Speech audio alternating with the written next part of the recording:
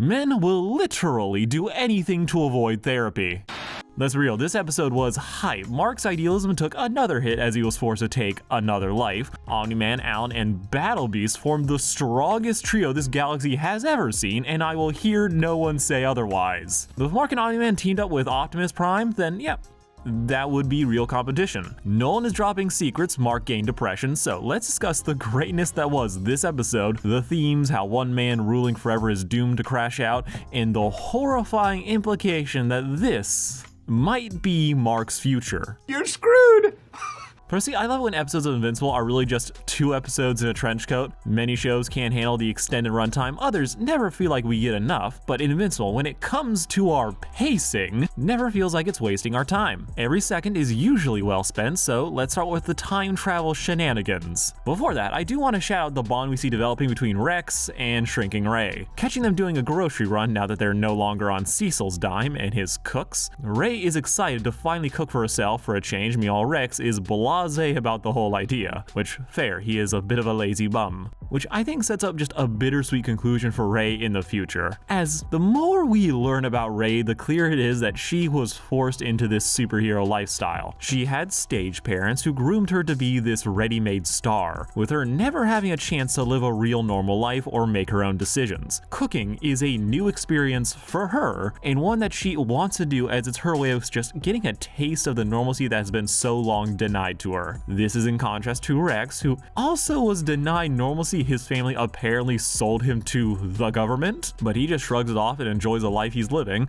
content so long as he has adventure and pizza. Rae, I think, is starting to ache to leave this life behind. Like, think about how she nearly died. She's finally getting the independence that she's never had, the way she is crestfallen when she has to be a hero. I think this season is definitely setting up Rae to leave this life behind, that she doesn't want to be this hero and might be happier without the suit. Though, to be clear, I haven't read the comics. All that I know is just what my comments and shorts have spoiled for me. One thing that I did look up intentionally is Rae's original fate after the gobbling. Rae in the comics was a guy and he just straight up died. This leaves Rae's fate in the current show completely unknown. She can do anything and not even the comic book fans can predict it. So if I were a betting man, and I'm not after watching a dude lose $30K on the Super Bowl coin toss, but if I were to put money on Rae's fate, I think she's gonna hang up the suit by the end of the season, with it taking probably a cataclysmic event to keep her in the game, which honestly that is definitely gonna happen. Now Mark, we see that he's trying to find out who's been spying on him, with us still having no idea who it is, though leave your big brain theories down below. Mark, being a firm hater right now, assumes it's Cecil trashing his place in another display of just how ineffective these zombies are, though the Sonics do work like a charm, and again, I love the moral ambiguity between these two characters. However, I will say one of Cecil's biggest flaws is that his insistence on laying down the law. He tried to cow humble Mark with the implant, revealing his hand way too early, turning a dangerous situation to a permanent break. As dude wasn't listening before, but busting out the belt was a serious miscalculation. As in trying to show Mark that he could control him, he lost what little goodwill and leverage he had left. Mark, in this case, does listen to Cecil and follows the logic that if he was spying on him, Mark definitely probably wouldn't know. So he dips and Cecil's left to foot the bill for all the money Mark just destroyed. That, and like again, these cyborgs just get wasted. They get turned into paste. He really should just look into getting stronger materials for these things. Like, imagine if they turned the Maulers into these things. That would be, okay, it probably wouldn't beat a Viltrumite, but it would slow them down a little bit. Okay, let's just talk about the date. Take you wonder by wonder. Now, I'm still just okay on these two. They're cute enough, but I'm petty. With Eve's general understanding of Mark's lifestyle just being, it's cool. Don't love how we just have to have Amber show up to just tell her like, oh Eve, I for sure, like, I saw you getting railed by my ex coming from a mile away. Totally, this is not at all a scummy move. Everything's okay. But for everything that we see for the actual couple, cute. And I mean, it is carried a lot by the music, but I'm still interested to see like where they go from here. As future Immortal did mention Mark having a family. He also mentioned the redhead, so if we're looking for a future baby mama, there's only one real option at this point. Though of the comic book spoilers I've been cursed with, yes, I know about the incident. Right now I'm like, okay, nothing wrong is going on here, we're building their bond. I'm still laughing at how just it is. Eve and Gwen from Ben 10 just have the same powers, like they look the same, they're pink Green Lanterns. I'm pretty sure Eve came first, but still it is, I can't unsee it. But now for the nightmare fuel. Hi, I'm Paul. Tweedledee and Tweedledum show up to take Mark to the future. Now, the thing that I find the most horrifying about the situation is that this isn't dimension hopping. We've seen from Angstrom the Guardians of the Future that beings can jump between dimensions. However here, rather than jumping to another place, this is explicitly stated to be the future. And given how the boys stealing the Declaration of Independence didn't lead to any other like different outcome, this seems to be the locked-in ultimate fate of Earth. Mark was apparently supposed to be the Emperor, but left the Immortal in charge only for him to go mad. And like, there are so many questions here, and I feel like this is foreshadowing probably a lot of things that are gonna happen we just don't fully know yet. And don't tell me if you do. I feel like the Immortal here is the other answer to Nolan's question of what will you have in 500 years? And the answer, nothing. The Immortal has outlived everyone he has ever loved, their names and faces all blurring together until he can't even remember Kate, the one woman whose apparent death seemed to like truly break his soul. He's here, and all he has left is a job, with him rage quitting in the most annoying way possible. Like, dude is really willing to inflict centuries of tyranny onto humankind, killing people for the smallest of infractions, all in the hope that Mark would return to punish him for his crimes, with his reasoning for not offing himself being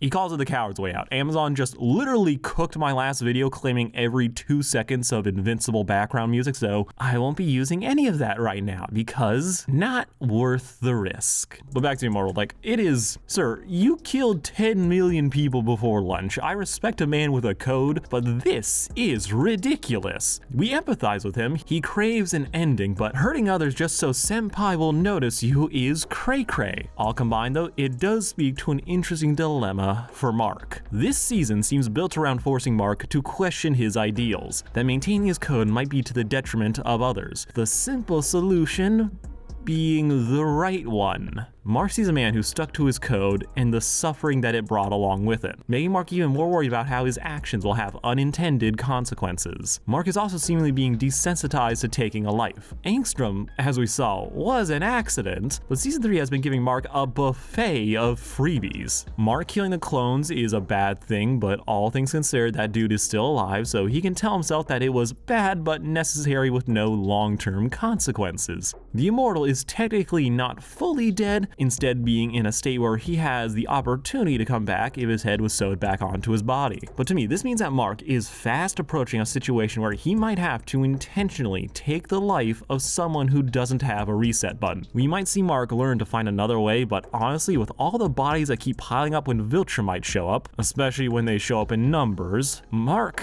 might really have to take a page out of the hole punchers and put these people down, despite how much the show keeps hammering home the value of life even amongst its supposed villains. We're slipping a little close into violence is not good, but it is necessary territory, and I'm pretty confident that this show is gonna handle it in a very interesting way, as this show is phenomenal. Its writing is so good. It is such a fresh spin on the superhero just tropes, and it tackling one of the most overplayed ones just, it gives me hope. I'm gonna blow his deranged brains out, and if you want to stop it, you're gonna have to shoot me!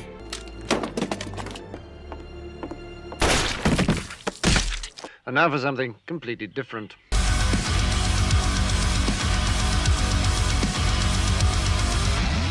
The prison break was honestly hype. We watch Nolan, despite realizing how much he misses his wife, the life he built on Earth, still can't bring himself to turn against his people. Trapped between who he was raised to be and his newfound empathy, Nolan defaults to letting his people execute him for his crimes, even though he has no regrets for abandoning the mission. Alan's pitch of turning full traitor doesn't land, but I adore the budding friendship between these two. Seth Rogen? Love him or hate him, yes, he uses the same voice in everything, but he is pitch perfect casting as Alan. The way these two borderline gods bounce off each other is great. Alan's earnestness clashing with Nolan playing the tsundere, with Nolan showing that he really does care when he finally fights back to save his friend. I love this as a writing choice as it brings back Nolan's regret of not saving others. We see him learning to care about these supposed lesser beings. He may be okay with his own death, but he can't bring himself to let someone else die on his behalf. We see Nolan force himself to act yet again on his empathy, taking one step closer to acting like the hero he pretended to be for all those years. Meanwhile, Mark is slowly starting to act like a Viltrumite, which is a fascinating dichotomy to watch. Check out Johnny Tuchelis' video on the topic. This prison break is a lot of fun, but the fact that these guards are just here to die will never not be funny. Though I do wonder how powerful these guns actually are, as they go from harmless to annoying at near random. But let's not beat around the bush. Battle Beast is just the highlight of this sequence for me. This kitty is running on demon time. He embodies one of my favorite archetypes, the warrior who just wants a fight and seemingly not caring if he lives or dies. All there is the hunt, and he lives for it. Battle Beast was one of the biggest shocks of Invincible Season 1, as in a seeming sea of scrubs, Battle was clearly head and shoulders over everyone else. And somehow Machine had hired him. The best way I've heard this situation described is in this one comment that goes, hey, of the Kingpin hiring Thanos for a street fight. Dude is overqualified, dog-walking Invincible and the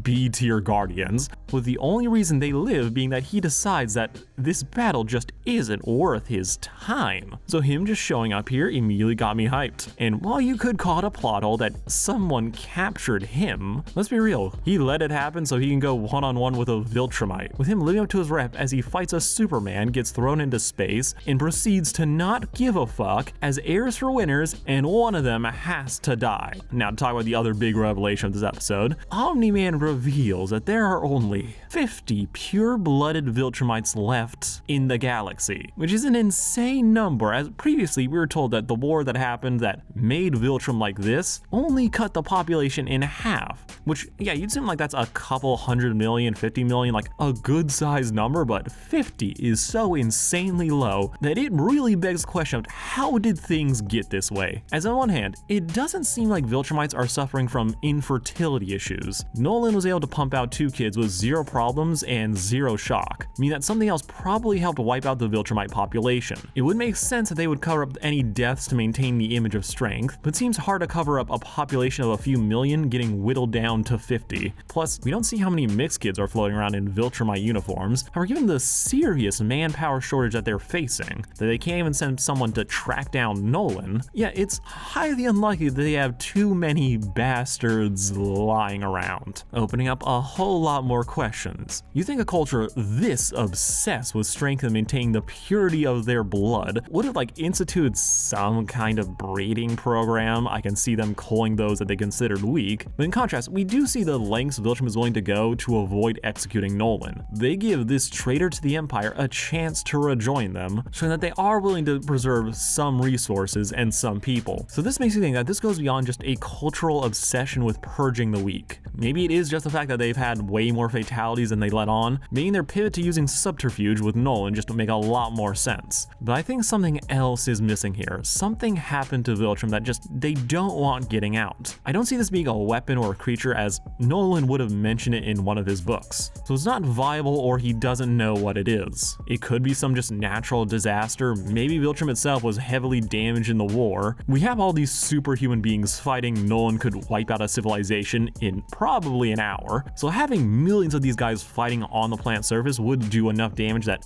even if it didn't destroy the planet early on, it could have had long-lasting effects. But we're gonna have to wait and find out, though I do think this provides an excellent justification on why every Viltrumite knew Nolan. At first it's like, okay, Nolan is a legend, everyone knows his rep, but once you account for just how few Viltrumites there are, then it makes sense that they all have seen each other at once or twice, as they live that long and the gene pool is that tiny, with their hang-ups about piping their lessers keeping them from repopulating.